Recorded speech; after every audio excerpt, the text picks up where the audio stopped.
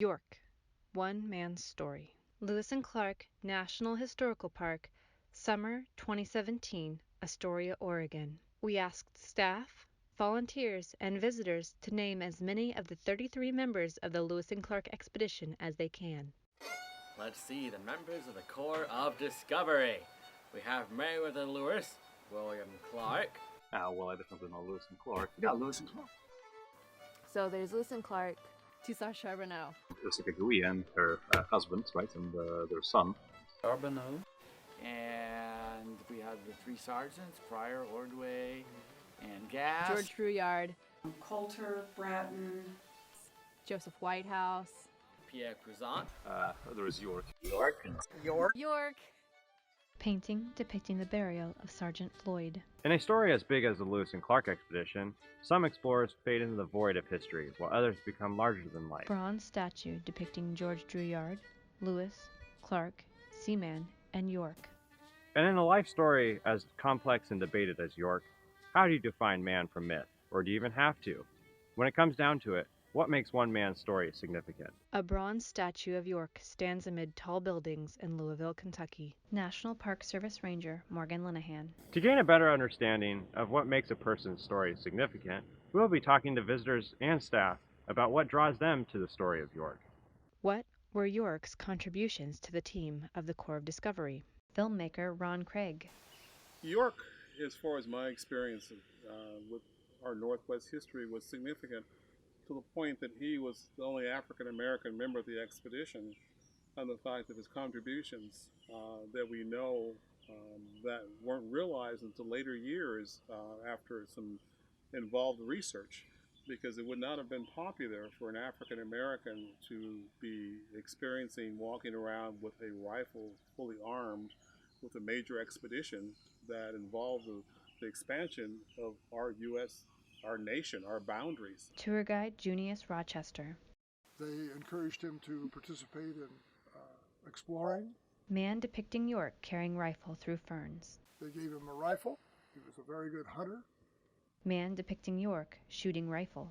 So, he got to carry guns, he got to hunt, he worked as hard as any of the other men, maybe harder. Tour guide Todd Weber. He was with Sergeant Floyd when he passed away, stayed up with him for 2 nights, ministering to his needs. Man depicting York providing water to a man depicting the ill Sergeant Floyd. Visitor from Kingston, Washington, Elizabeth Moss. He really helped one of the members when he had a ruptured appendix. Student visitors Arias and Kaimani. Some people call him the medicine, big medicine because he was buff, strong. He could help us. He helped Sacagawea when she was sick. Hands chopping wood with axe. York was a hunter. He was a general laborer. National Park Service Ranger Alicia Powell. York was likely one of the people chopping down trees and hauling wood. National Park Service volunteer Zachary Stocks. Well, I think he displayed a lot of leadership and played a role. And it's important to know that, had he been back home, his life would have been very different from the one that he ended up leading here in the West. Drawing of York carrying a rifle with deer slung across his neck. National Park Service Ranger Randy Frankum. He was a celebrity among many of the tribes who had never seen a black man before. For them, or at least for some of them, black was a symbol of power. Many of the tribes painted themselves black in preparation to go into battle. And so to find a man who was naturally black was quite something for them. There was a Datsa Indian chief who had never seen a black man before, but he heard about York, so he came to see him, but he didn't believe he was really black. He said, "Oh, he's got to be painted black, just like we paint ourselves black." So he comes in and he sees York, and he decides he's going to test it. And so he actually spit on his hand. He rubbed it on York's skin and was astonished when the black would not rub off. Painting depicting Hidatsa chief rubbing his fingers across York's bare chest as others look on. What attracts you to the story of York? National Park Service volunteer Zachary Stocks. I think what attracts me most about York's story is just thinking about the lesser known members of the Corps of Discovery, and for me personally, as an African American person, I I guess I get a lot out of knowing that throughout the history of our country, whenever there was new areas to be discovered, the history of that always included African Americans. Tour guide Todd Weber.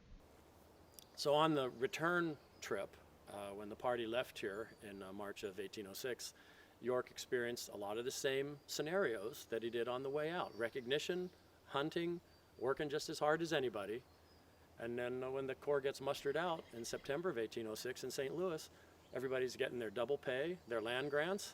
And I can just imagine in my mind's eye, York walking up to the table and saying, oh, Captain Clark, what do I get? And he said, what do you mean, what do you get? You know, that was then, this is now. Yeah, you carried a gun and you did this, you did that, but now we're back on my home turf and now you are my servant again.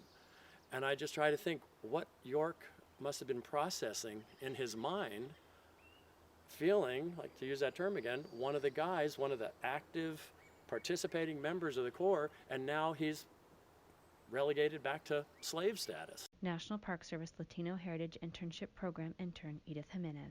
I can understand how hard it was for him to leave his family, because I have my family in California and I'm living alone here in this part of town, and it's still trying to get to know what the area is about, what things I should be careful for, not really knowing what to expect as well. So although I can't understand the gravity of his situation, I can get a glimpse of how he must have felt coming here with an expedition. Clark's track map from St. Louis to the mouth of the Columbia. Filmmaker Ron Craig. I was raised in Oregon. My father was a scoutmaster, and we knew all these different things.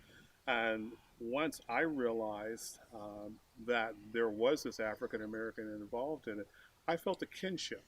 Because prior to that, any kinship of the history, we were kind of relegated to be just slaves.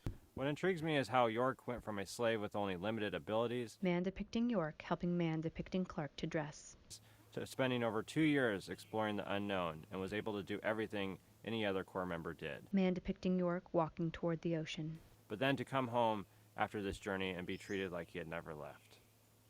York carrying a crate.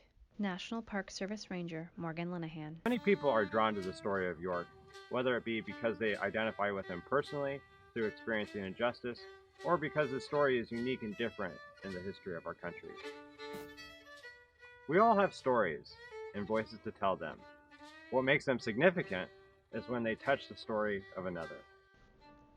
Bronze statue of Lewis, Clark, York, and Seaman. Interviewees: Alicia Powell, Arias, Ben Nahara, Debbie Casper, Edith Jimenez, Elizabeth Moss, Ivan Terapov, John Curry, Junius Rochester, Kaimani, Randy Frankham, Ron Craig, Ton Weber, and Zachary Stocks. Producer and editor Alicia Powell.